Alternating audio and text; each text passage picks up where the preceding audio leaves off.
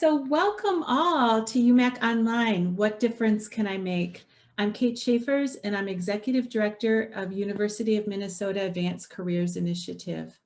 Today's session is on community innovation, connecting the generations. And we are thrilled to have two leaders in this field as our guests. Let me introduce them to you. Professor Phyllis Moen is a McKnight Presidential Endowed Chair and Professor of Sociology at the University of Minnesota. A prolific author and scholar, Phyllis is director of the Life Course Center on the Demography and Economics of Aging, and also the founding director of University of Minnesota Advanced Careers Initiative. She's author of the award-winning book, Encore Adulthood, Boomers on the Edge of Risk, Renewal, and Purpose. Her most recent book with Erin Kelly is called Overload, How Good Jobs Went Bad and What We Can Do About It. It is one of Business Insider's 10 books to read to learn about the future of work, and it also received the Axiom Silver Medal Award, showcasing best business books for 2020. And Eunice Nichols is Vice President of Innovation at Encore.org. Eunice has been recognized as a Next Avenue Influencer on Aging and is a graduate of the Billions Institute Fellowship for Large-Scale Change. In 2019, she received the James Irvine Foundation Leadership Award for advancing innovative and effective solutions to California's most significant issues. Eunice is passionate about bringing the generations together to solve society's greatest challenges, creating a better future for us all. Eunice currently leads the Gen to Gen Innovation Fellowship and has been running the Generation to Generation campaign, an initiative to mobilize 1 million adults 50 plus to help young people thrive. She also managed the Purpose Prize, which is now part of AARP, which has awarded over $5 million in prizes to nearly 100 social entrepreneurs over the age of 60 since 2006. And she also spent 11 years leading a portfolio of initiatives to expand the social contributions of older adults in California, including scaling Experience Corps from one neighborhood school in San Francisco to a thriving Bay Area program, helping thousands of kids learn to read by the 3rd grade. Thank you, Phyllis, and thank you, Eunice, for being here today. I'm going to turn it over to Phyllis to start our questions and answers. Thank you. Eunice, I'm so pleased that you're here today, and I want to tell the audience that Eunice is truly the innovator behind Encore.org. Maybe you could start by telling us a bit about Encore.org, Eunice? Sure. Thank you, Phyllis, so much for having me. I'm so excited to be part of this special class. So a little bit about Encore. We're a national nonprofit that brings older and younger changemakers together to solve problems and to create a better future for all generations. We really, I'd say, we had our start, our founder, Mark Friedman, got really interested in the plight of kids who were not actually getting enough mentors. They were on wait lists, like Big Brothers Big Sisters had a big wait list. And he started to ask this question, where are the people who can do things that only people can do? And had the idea that we had a growing number of older adults who were getting to an age where they had more time on their hands. Their own kids had grown up, gotten out of the household.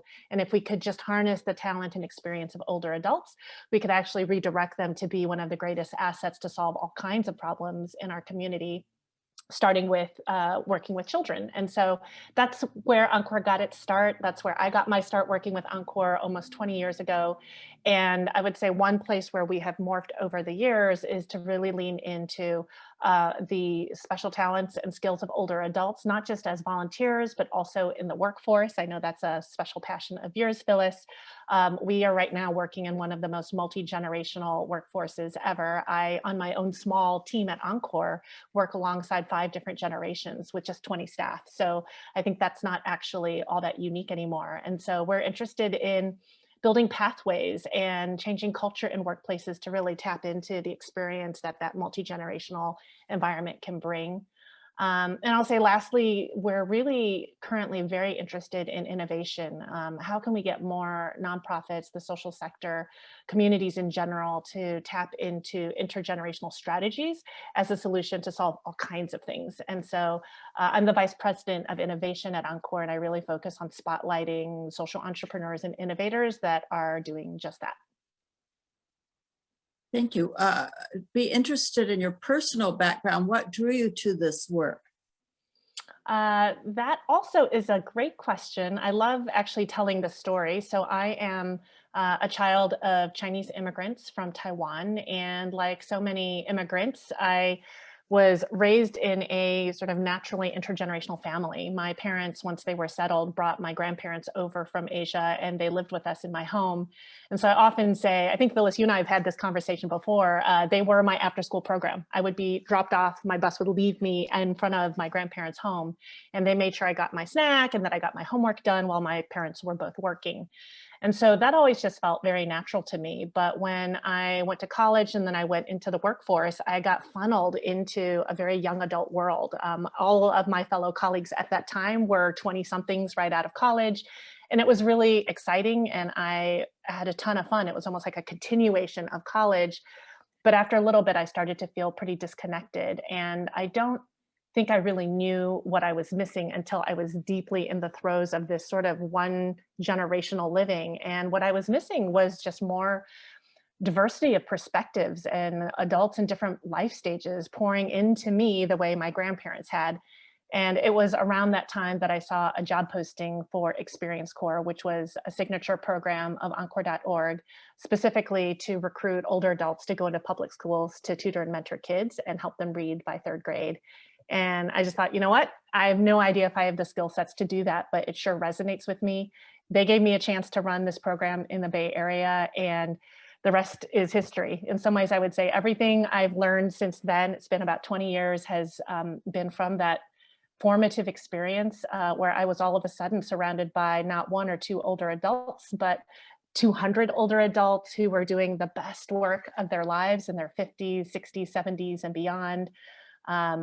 I was in my 20s when 9/11 happened and was serving these volunteers, but it turned out they were the ones who held me through a time of crisis. I'd never been through anything like that. And their lived experience, having fought in World War II or the Vietnam War, having seen our country through really tough times, just they held me and my young staff in a different way. I felt really blessed. The same has happened in the pandemic with my multi-generational colleagues.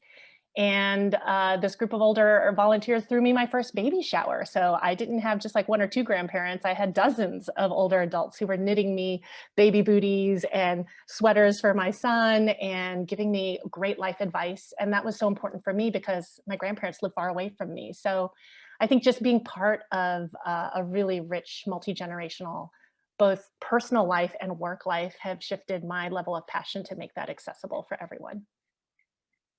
Well, it's clear that generation and intergenerational matters to you a lot, intergenerational relations. We've noticed that Encore started to use the word co-generation, that language, as a new lens for thinking about cross-generational social change work. Can you talk about that a little bit? The use of the word co-generation and what it means? Yeah, you know, Encore has always been interested in language and how language can drive the way we think about things. And so maybe I'll start with a little backstory. When Encore was founded, we actually, the word encore, which we use as kind of a second act for the greater good, we kind of repurposed this word encore because there was really no good word for this stage of life. It was like a stage of life without a name, when people who were not ready for retirement, or maybe just not wired to retire, or maybe needed to work longer years, but wanted to do work that had more purpose and meaning. It wasn't retirement and it wasn't continued work, it was something different. And we kind of coined this term encore, the encore career. And the idea was that the encore career would be like a musical encore, something that came after your primary career, but might actually be more fun, more interesting, and connective of all your experiences and anything that had come before.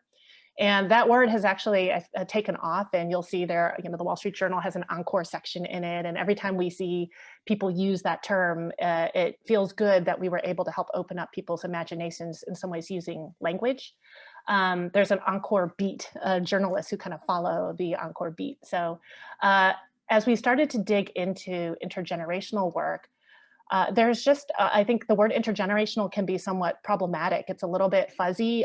It can mean older and younger. It can mean, multi-generational, everything in between. And I think sometimes it can also feel a little bit like nice to have, like, oh, that's so sweet, you have an intergenerational program. And the kind of work that we're really invested in is not nice, it's really necessary. And I know Phyllis will talk in a little bit about some innovations, intergenerational innovations that are really tackling meaty problems. And so we were kind of in search of new language. And so we've been testing out the idea of cogeneration, which is an energy term that, as I understand it, I'm not an energy expert, but is really about, in some ways, taking wasted product and repurposing it and creating new energy from the synergy between two things. And we're like, that is in some ways so perfect, because we're talking about taking in some ways what society has discarded, the energy, the experience, the talent of older adults, and an equally invisible sometimes population, younger adults. And by bringing them together, they are able to or collaboratively generate new things, new energy, new solutions. So we're excited to test that out. I'd be curious to hear what you and others in the room think about that, but you'll hear us testing that out. I love the idea of synergy, and I think that's exactly what you're doing. Right now, you're writing an article as part of the Stanford Social Innovation Review series, Meeting the Multigenerational Moment. What is driving this multi-generational moment, and why now? Well, about 1.5 years or 2 years ago, we reached the first time in society where we have more people over the age of 60 than under the age of 18.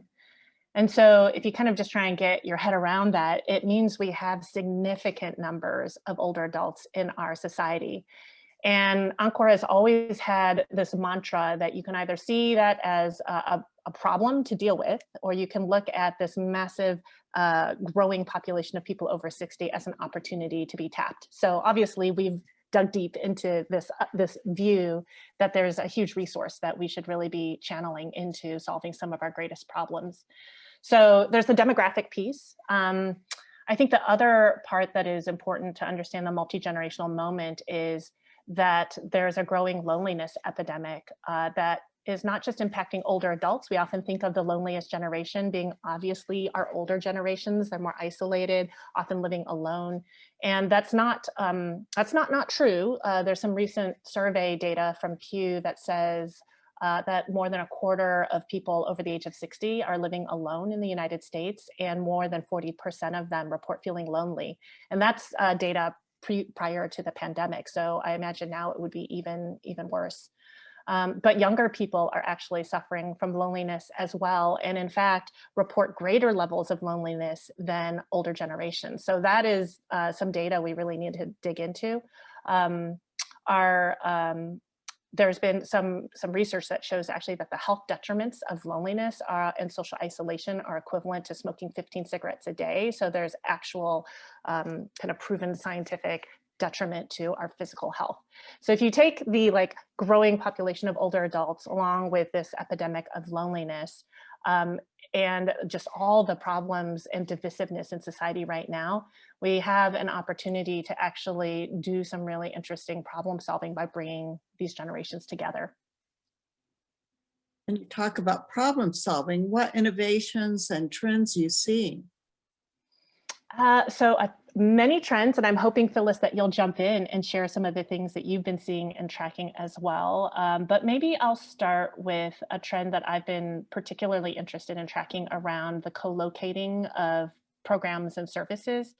As you can tell from what I mentioned before, I think part of the multi-generational moment is looking at much more intersectional approaches. I think as a society, we've spent a lot of time segregating our generations into for the sake of efficiency. So kids are in, spaces for kids like schools. We have adults in the middle part of life really focused on work. And then we have older adults often in senior centers or retirement communities. And it makes it really hard to build cross-generational relationships. And so some of the most exciting innovations are ones that are breaking down the silos of age segregation and are physically co-locating programs that are traditionally just for kids or just for older adults and putting them together.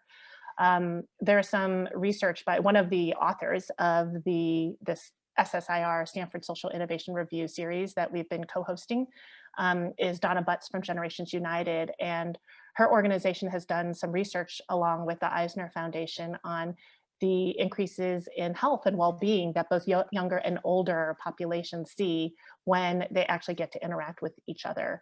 And their research also shows that something like 85% of people would prefer to actually receive services in sites that foster intergenerational connections. So lots of examples, like imagine being able to co-locate a foster care community with older adults in a senior living community. One of the SSIR authors, Dorinda Schubert, runs Bridge Meadows, and it's exactly that. It's a built community designed to support foster families and seniors, and it's all centered around a community center where these older adults and families with foster kids can come together, receive services together, and just be extended family to one another. There's also, I'll name one other really cool innovation, Nesterly. Noelle Marcus is the founder of Nesterly, and she also wrote an article in this series. But basically, she's created a tech platform that's like an Airbnb for empty nesters who have an empty room in their home, and will make it available to younger people who are struggling to make ends meet and be able to afford a home or an apartment on their own. And so in a lot of places where neighborhoods are gentrifying and older adults are having a harder time aging in place, by freeing up a room for rent to a young person, they both get to stay and age in place. They get a little extra help from the young person who's staying in their home, and the young person gets discounted lodging. So that's another example of kind of co-locating people, co-housing people in a way where all boats float. Great. Other examples I can think of are in higher education, what we're seeing at Stanford, Harvard, and now at the University of Minnesota in our UMAC program, as well as in other places, the idea of bringing adults back to campus to decide what they're going to do next, and joining in classes with younger students who are also trying to figure out what's next in their lives. What do you see in terms of funding and policy, which tend to look at silos of people by age? Do you think that's going to change? I think it needs to change. Maybe I'll answer this question and link it to some of what you shared about higher education, Phyllis.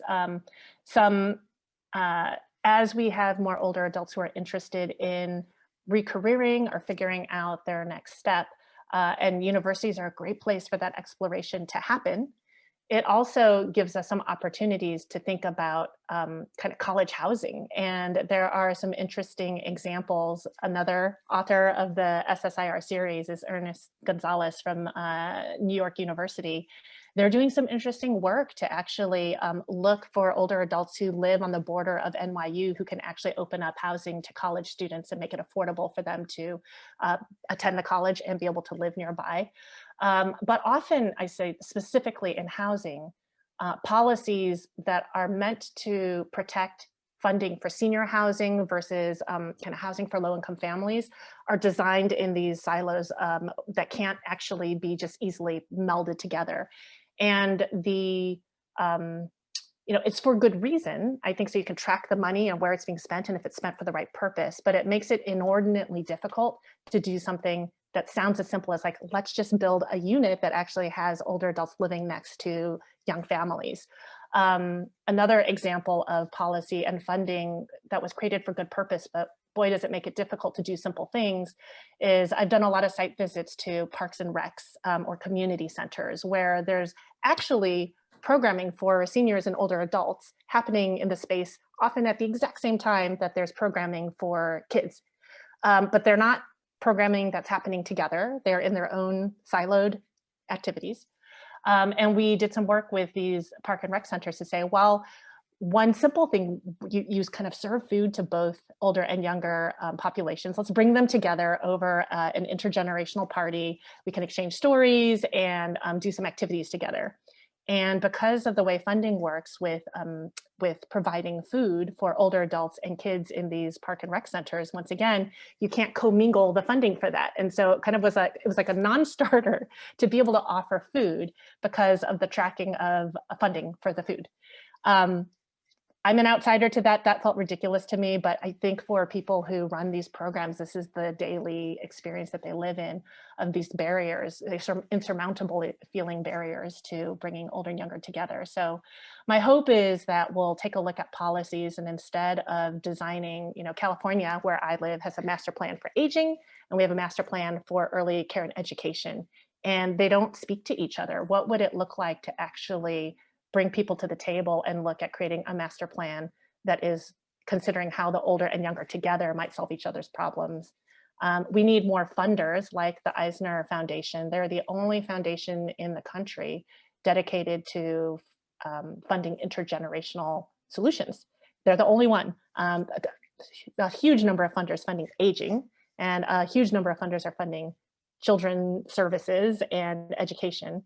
And for those of us who work in the intergenerational field, it's like putting yourself into a pretzel to talk about your work as if it only serves one or the other, when the reality is it does both. So how might funders start to become more intersectional in their approaches? We hope that will happen. I love what you're saying about the age silos. And in fact, colleges and universities are among the most age segregated of all organizations. And it's hard to break down the mindsets around dividing up the world and dividing up funding by age. One place that's a bright light on this is really the workforce that is multi-generational, and it's an unintentional melding of the generations that holds promise for as an example.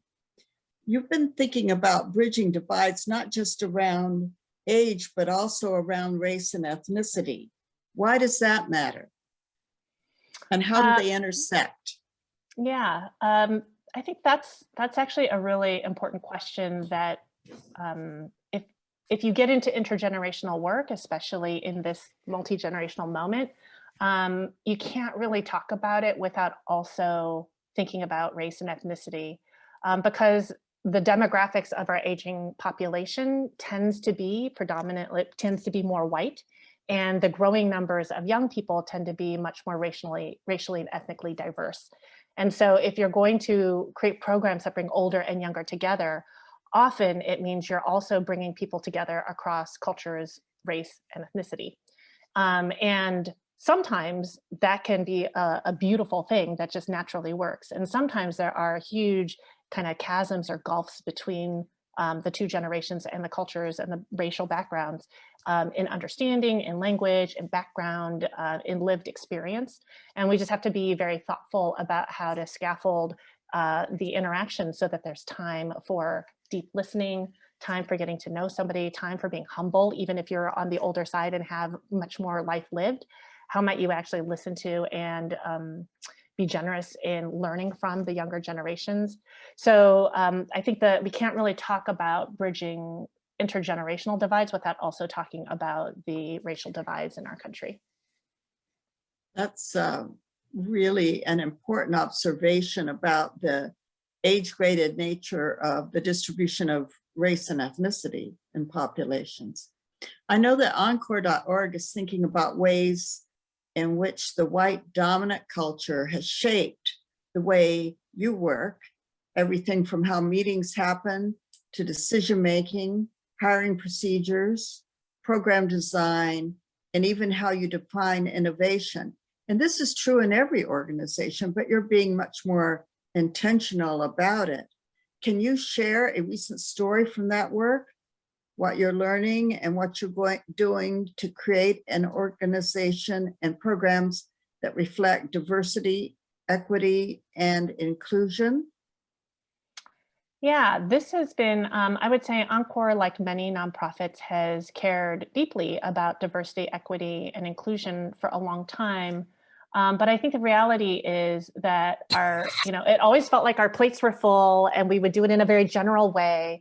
But like I'd say alongside kind of the rest of the world, this last year has been a real reckoning for us to say, do we really walk the talk? And what would it look like to not just look at our internal organizational processes, but also our program design, and get honest about where our program design is not inclusive, where it's not, doesn't promote equity and makes it very hard for us to bring in more diverse audiences. And so one of the programs that I run, we did a deep dive into that. So there's a program at Encore, it's called the Gen to Gen Innovation Fellowship.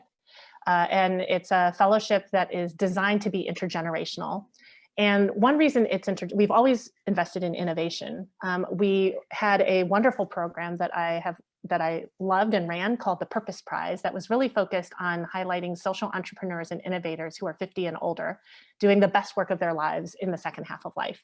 I think that was a really important body of work for Encore to do. It was very appropriate for us at the time because we were so focused on elevating the experience and assets of older adults.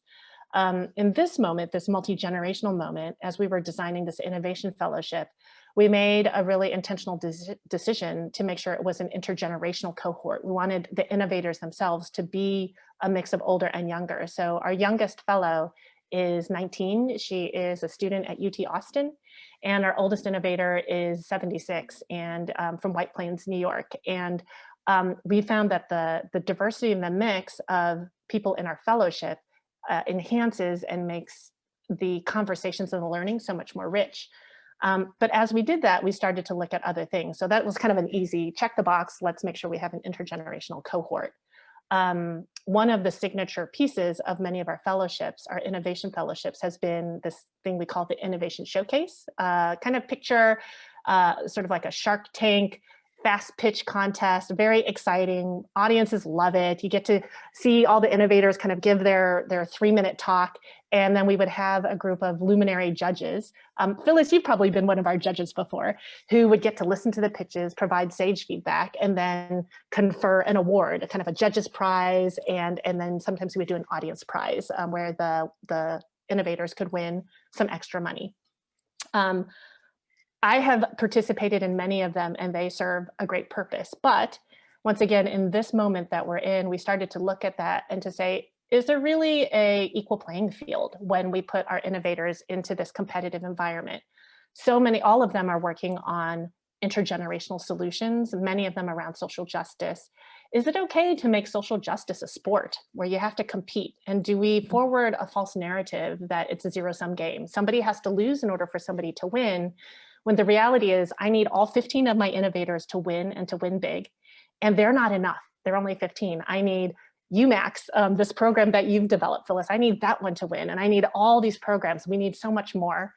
How might we redesign this thing that was at its core competitive and maybe a little paternalistic with these judges? Like, why should these judges get to decide what happens with this group? And that sets up weird dynamic too. So we shifted it to a space where the 15 innovators will get to tell their 3-minute story.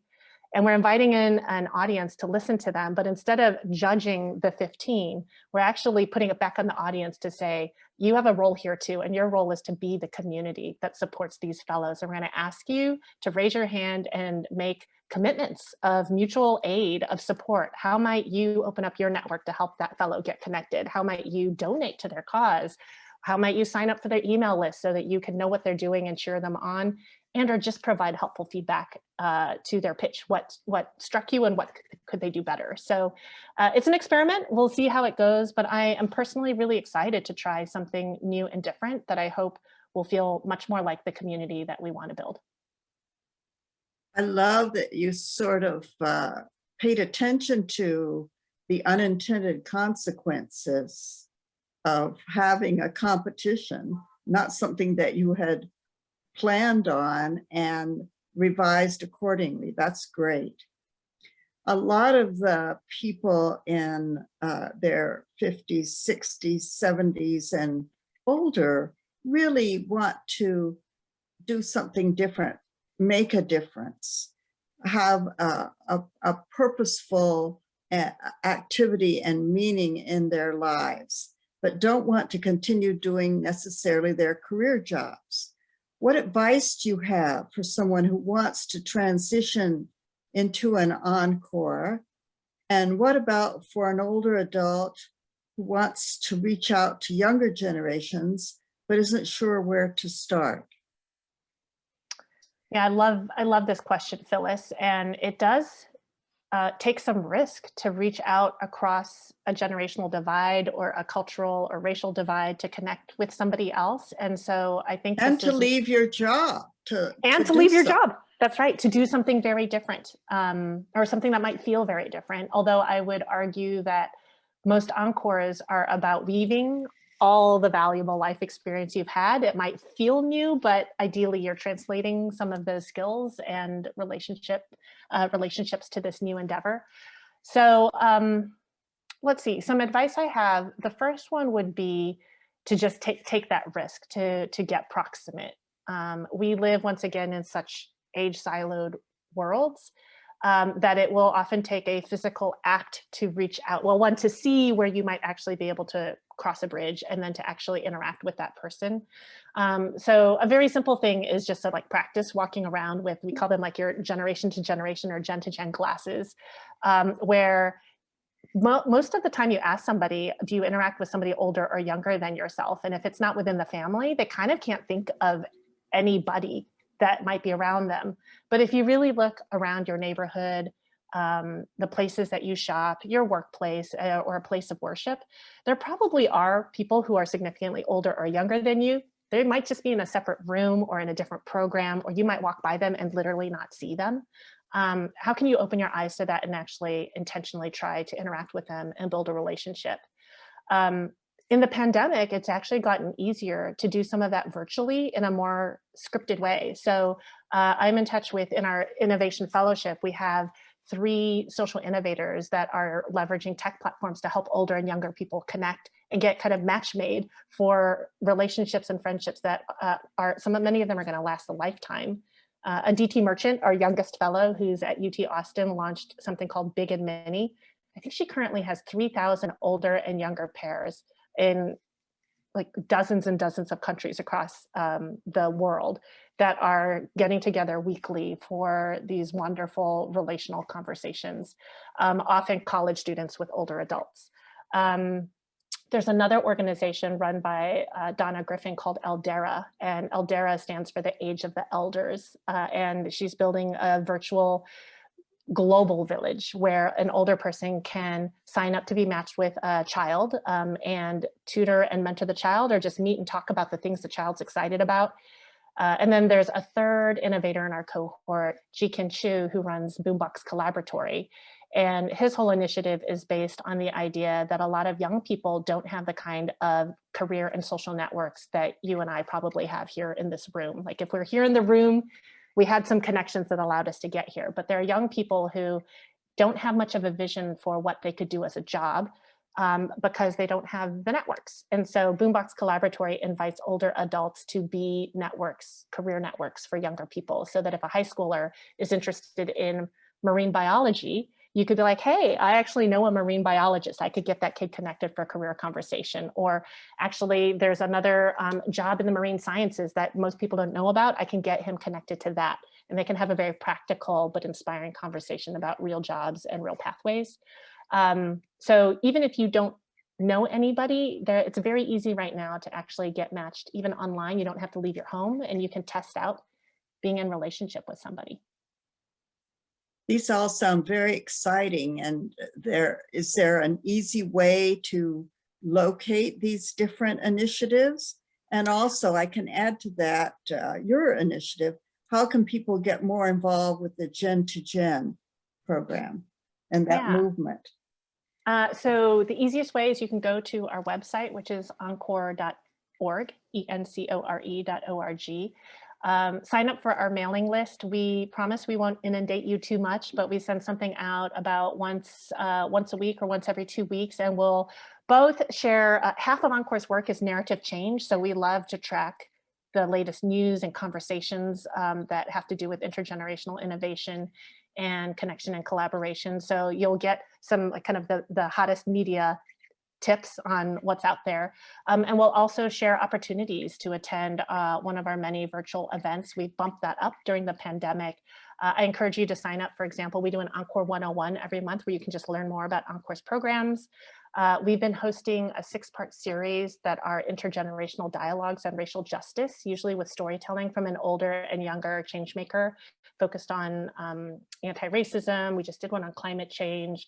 I think we have one more to go that will be around celebrations of Juneteenth.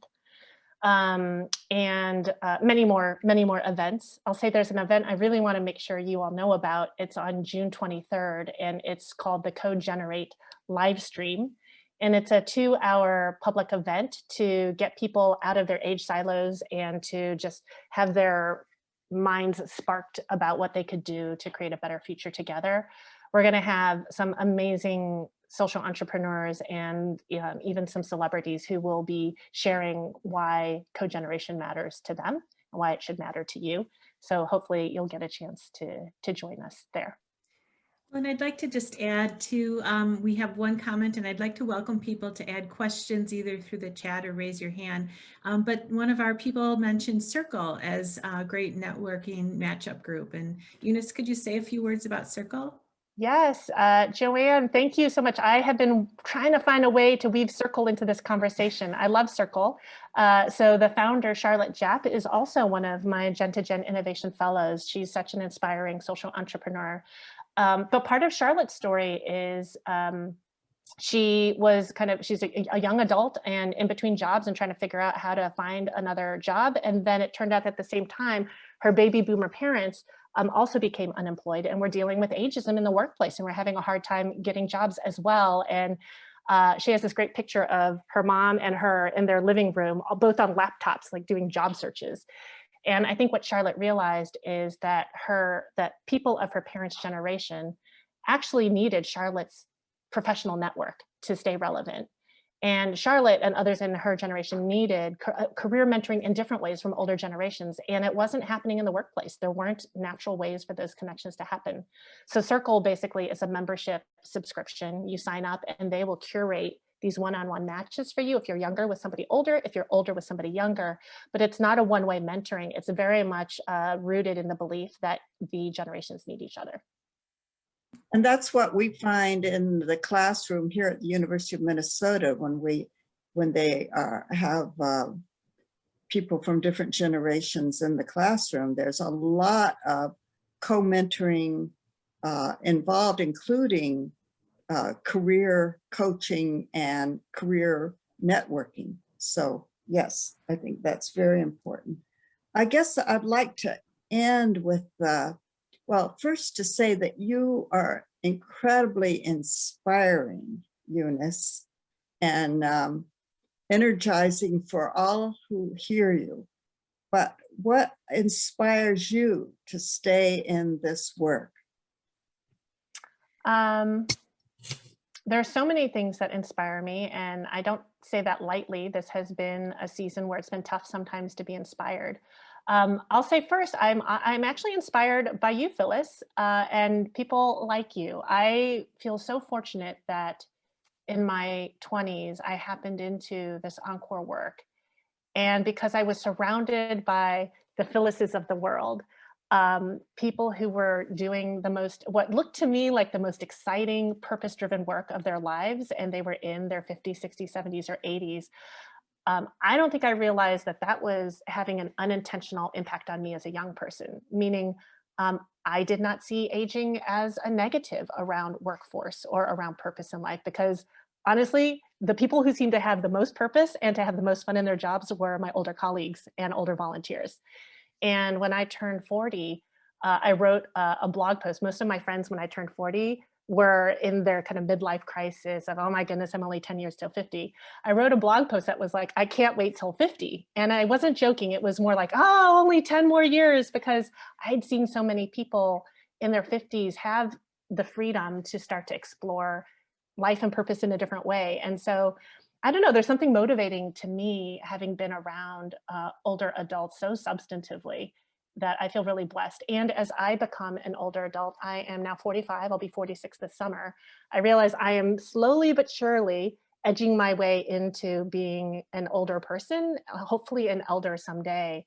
And I think I will just reflexively invest in young people. I don't see how I couldn't. And so that's part of my inspiration, is to be surrounded by people like you, people who are in this class, and then know that together we could create a community where young people just don't know any different. That's my goal. I want young people to not know a different life. And then therefore, as they become older, to also not know any differently than to give back and be part of a really robust community. That's wonderful. Thank you so much. Kate, do we have some questions? Yes, I see Carla's got her hand raised. Carla, you want to go ahead and unmute yourself? Okay, thank you. Eunice, thank you so much. And Phyllis, what a great discussion. Thank you. I have a question regarding the messages we say to ourselves or culture tells us. I've been to many over the hill parties where, you know, it's kind of like you're at this 50, 60, 70, and of course you're over the hill, and that has really profound connotation. Having senior moments, greeting cards for people reaching a milestone like that.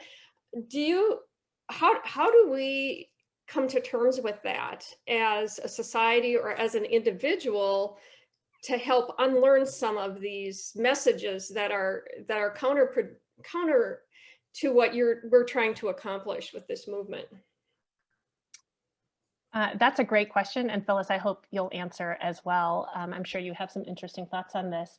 Honestly, Carla, that's one reason why we even came up with that term Encore, because none of the terms that were out there were acceptable to us. It didn't reflect what we wanted. And I don't know that Encore is perfect either, but so some of it is an invitation to jump in there and try out new language. That's one reason why we're playing around with the co-generate idea. You know, what would it be like as you hit 50 to be talking about, wow, like this next stage is like, what am I going to co-generate with others in community with younger people? I've thought a lot about rituals, and you are in a college setting, so there's so much ritual built into what it means for a young person to graduate from high school and then go on to college, or to graduate from college and enter the workforce. There's a ceremony, there's the cap and gown, there's a speech. What is the ritual for where you are at? You're in a college class, you're repurposing, you're thinking about a next, not like year or like a season of life. Could UMAC help create a ritual for people who are in this kind of second or third part of life that feels equally meaningful? And I'll throw in one more thing. I often think about, like, how could we draft off of existing rituals? So as an example, why is it that when a college student walks across the stage, they walk by themselves? So for so few of us, did we make that achievement by ourselves? It might be a grandparent who helped raise me. It might be my parent who funded my college education. It might be a mentor. But we have these really kind of isolating rituals that make it seem like you just kind of pulled yourself up by the bootstrap and did it yourself. How might we even turn a college ritual into something where the elder who walked alongside you has a moment? The closest thing I can think of is like a wedding where the mom or dad has a role. They're not the centerpiece, but the walking down the aisle is symbolic. How might we think about rituals in culture that help older people both draft off of important milestones for younger people where they do play a significant role, but also I think there should be some rituals just for this transition period in life. I'd be excited to brainstorm that with anyone. And I really think UMAC could play a role in some of that thinking. I love that idea of think rituals. that I just wanted to add to that. I think that the way change happens, two key drivers are language and norms. We have to develop new norms, which is what you're talking about, Eunice, but also the language, so that we ourselves don't say, I'm having a senior moment. We're more careful about the language we use, and we need to develop language that's not age-based. So that's I love that Encore is involved in language work, because I think that's an essential component to changing the way we think about generations and generational relations. I just want to also mention that Changing the Narrative Colorado is selling now birthday cards that are celebrating these transitions. And I do think we tend to look at those, you know, pivotal birthdays of turning 50, turning 40, even turning 60, turning 70 with dread, because our society builds so much around that of either, you know, not having accomplished the goals that you were supposed to accomplish, you know, goodness knows why we have these milestones of saying that we should have done things. But it's also just the realization that we are aging and our society doesn't value that. So there's such a tension there, and we do need new language. We need new ideas around that. I have a question for you, Eunice. So, you know, I think Encore.org at its core is really great at telling stories and using stories to help us connect in meaningful ways. And as I think about things like the Purpose Prize, I think a lot of those stories were about telling a new story about what it means to be 60 and be engaged in communities and having a positive impact. I think this intergenerational work is also about telling shared stories. And so how do we look at where we're connecting? What stories are you really wanting to take going forward with Encore.org? Like, what stories need to be told? Yeah. Wow. What a great question. And you're right, Encore, we care so much about stories because we know that we carry history and tradition, and also kind of blue sky insight and inspiration through those. One of our storytelling gurus, Andy Goodman, has drilled into me that very few of us can just like remember a bunch of stats or facts or data, but if you put it in the vehicle of a story, then people can remember all kinds of things in the container of a story. So I'll say a couple types of stories that I'm really interested in right now are in the co-generational frame. So not just an older person helping a younger person or a younger person helping an older person, though those are important stories. But I would say for the multi-generational moment we're in, the one I'm really interested in is the one where the older and younger are providing mutual benefit to each other. It might be around very different things, like in the workforce example, the younger person might be helping the older person learn new technology so they can stay relevant, and the older person might be mentoring the younger person in management skills. But it's the synergy between the two. We're also really interested in stories of collaboration around kind of launching new ideas. That there's something about, for example, young social entrepreneurs where they succeed in part because they don't know that they should be more risk averse. And so they're just willing to step in, but a lot of magic happens when you're just willing to blaze in, right? So Aditi Merchant, the young UT student who launched Big and Mini, it was like her team threw together a Google form just to see if a couple people would want to be matched with older people, with college students would want to be matched with older adults. And then the flood of response was great. And within weeks, they had a basic tech platform. And then 6 months later, had thousands of people. In our fellowship, we have some older social entrepreneurs that are just like, wow, like I'm hearing your story and I would have prototyped that thing for 2 years before launching anything because I want to get everything right. So there's something about actually pairing an older and younger person together where you get the energy of the young person.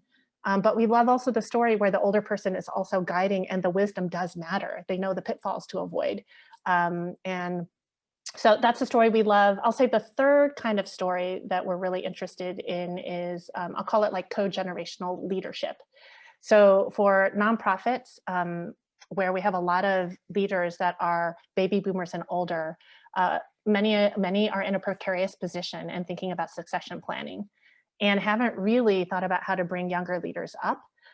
One of my innovation fellows, Sharita Harrison, is working on a co-generational leadership model that it's super helpful for succession planning, but it's actually more about if you could actually have shared leadership at the top with an older and younger person. Just the intergenerational connection in and of itself is worth it. The different viewpoints and perspectives that can be brought in, the level of connection to a multi-generational staff, different skill sets brought to the mix is valuable. And then when it comes time, if the older person moves on to something else or is retiring, the level of stability you have with a really mature, though younger leader in the mix provides added benefit to the nonprofit. So when we see leadership where it might seem like there'd be an imbalance of power because of the age, but where there's actually intentional effort to hold power jointly, there's just something very special there. So we hope to tell more of those stories and see more of those models proliferate. You know, what I see too about Encore that I like, and related to what you're saying, Eunice, is the focus not on a younger and older person looking at each other, but looking outward to the world together, trying to solve and address the challenges of life in the 21st century. Yeah, that's so true, Phyllis. And I think an area we've been looking a lot at recently and have a lot of hope for, but we're in a moment where it's still unclear what's going to happen, is when you look at social movements for change, whether it be around gun violence or climate change or anti-Black racism. We all can see young people are leading the charge. And the interesting thing is we have many, in particular, baby boomers who led the charge, including, I'm sure, many in this room, on women's rights or on voting rights or on many different, kind of on the forefront of many different issues. But the social change movements don't always feel today like they're connected across generations. It's almost like you have people who are the elders and fought for change here. You've got young people doing their own thing here. And there is some bad blood in between of young people feeling they're not being heard, older people feeling like they're being disregarded. What is the work that we could do to actually connect some of these social change movements and actually bring people together? Because I think there will be even more power in being able to make those things happen. So that image, Phyllis, you have of not just two people looking at each other, but joining forces to look forward is exactly right. Yeah, thank you so much. This has been so interesting and informative as well. And I just want to, and I know that we're coming up to the end, but I just want to reframe one question we have in the chat, which really just has to do with employers and why are they motivated to get involved? And if you have any thoughts on that, Eunice. Yeah, so I saw this chat from Daniel. I really appreciate that as well. So Encore, we have a program called the Encore Fellowship Network. And I'll just give you a quick little history of it. As we got interested in this concept of an Encore career, that older adults weren't just interested in volunteering, that many wanted to work or needed to work. We saw that there weren't really many robust pathways to that work. And so we reached out to HP in Silicon Valley, because it's close to where our office was, and found some synergies where HP had an aging workforce. They had a bunch of younger people also that were trying to move up in the workforce. And they were trying to find ways to actually help their older workforce move on to work that the older adults wanted to do, but didn't have a pathway to. So many were staying at HP, I think in part because it wasn't clear where else they could go. And if you ask them, it wasn't like, I love my job and I want to do this for 10 more years. It was just a lack of vision.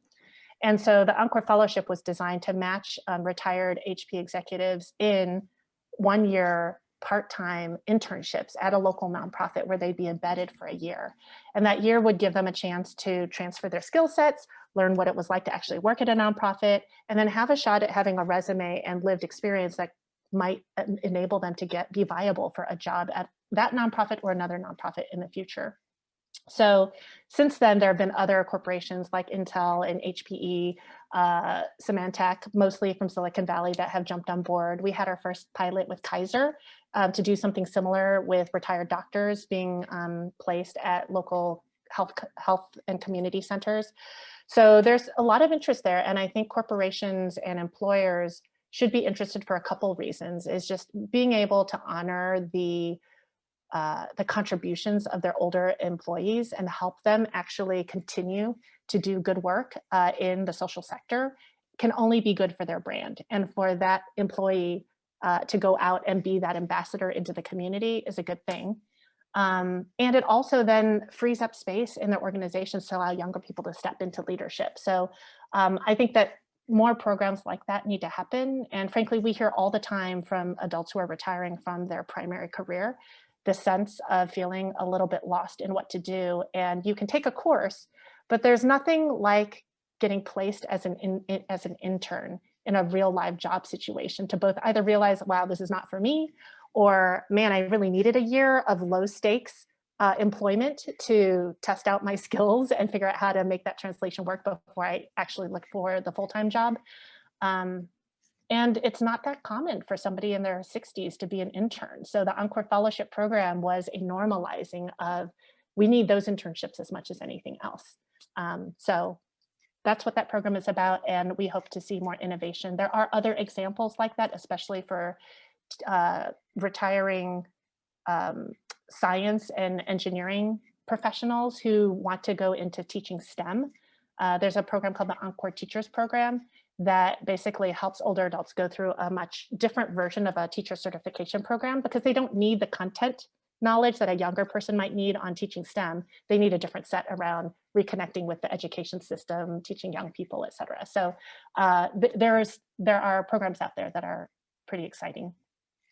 Part of our UMAC program includes internships for older adults. We call them midternships. Ooh, I like that. It's been very successful, giving people a chance, like you say, sort of a low risk way of trying out new roles and new ways of engaging. That's great. I didn't know that. And now I will add that to my story of UMAC. Wonderful. Well, Phyllis and Eunice, this has been a wonderful conversation, and I just so value both of you, and just admire all of the work you're doing in this space. So thank you so much for joining us, and we just really appreciate all you're doing in this field.